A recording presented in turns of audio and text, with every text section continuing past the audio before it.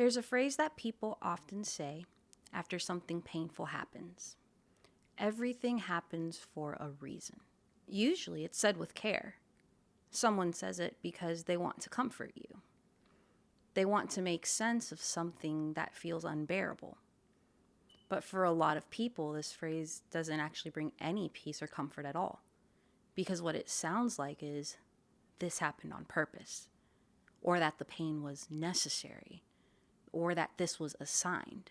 And if that's what that means, then it makes sense why you would struggle with it. When we say everything happens for a reason, God starts to sound like someone who plans pain and suffering in order to accomplish good. Like pain is a tool, or like loss is strategic, or like harm is justified because it leads to somewhere better.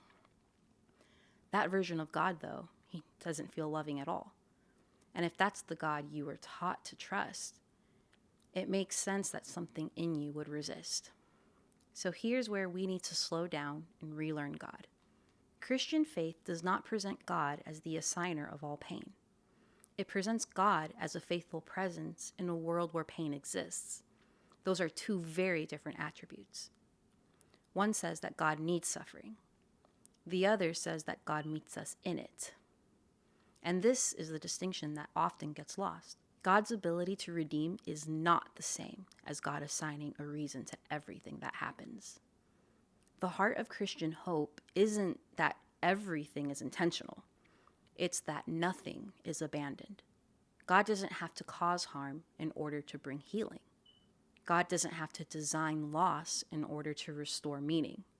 Redemption is about what God does after something breaks, not proof that God wanted it broken to begin with. Sometimes things happen that never should have happened. And saying that out loud doesn't mean that you lack faith.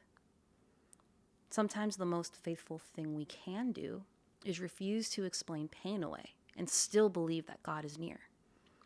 This is the God that Christianity actually points to, not one who assigns suffering, but one who stays with you through it. If the phrase "everything happens for a reason" has ever felt too small for your pain, you're not wrong for feeling that. Relearning God sometimes means letting go of language that made him feel less loving than he actually is.